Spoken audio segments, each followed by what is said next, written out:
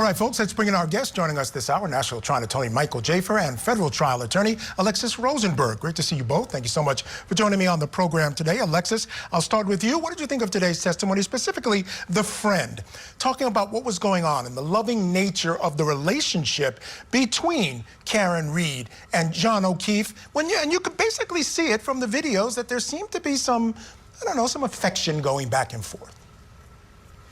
I mean, I think that was crucial because we've been hearing all this testimony from the prosecution that they had this horrible, horrible relationship and that they, were fighting constantly. And to hear somebody else's perspective that it actually was a very loving, caring relationship and that they hadn't observed the similar things about the testimony had brought out. Alexis, it's interesting because I thought the line that was really helpful for the defense was no chance she's skating. So that number, this is within moments of coming upon the situation and I guess learning what had happened or getting some sense of what had happened. This is where he's landing.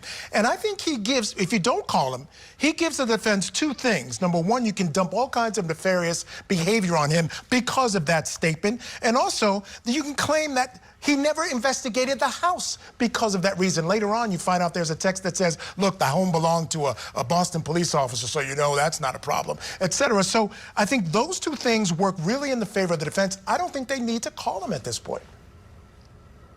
Michael, I agree with you, but I disagree with my panel member. I don't think that it shows that he's an idiot. I think it shows that they were extremely unprofessional and they were not conducting an investigation appropriately. I think that they never in a million years thought that those text messages were going to get out. I mean, come on, they're all coming together. We've got phones, SIM cards being destroyed. We've got dogs disappearing. We got a whole slew of stuff. I do not think at the top of their mind for one moment they thought that their phones were going to be open season, because it generally is not something that defense attorneys can get a hold of in a normal situation, but for the fact that this police department was under investigation. Quickly, Alexis, Michael makes a lot of sense, and quite frankly, in my hours when I sit and think of this case, I agree with him 100%. The only problem is, I don't think there's enough evidence to prove that he was hit by an SUV.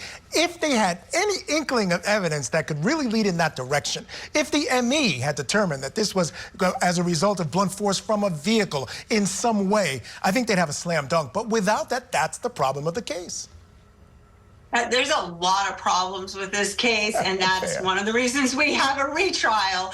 I don't think it is clear at all, even though Michael is saying that, the panel member is saying that he believes it is.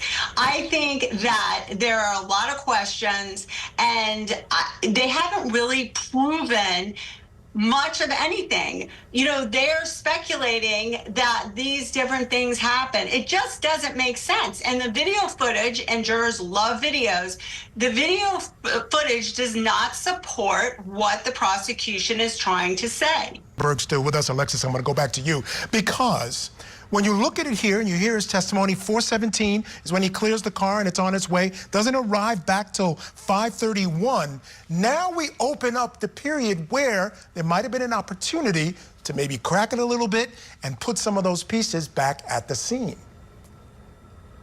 Michael, I agree with you. Just look at this photograph. Like I said before, we've got these videos and photos now that are just not consistent with the prosecution's theory.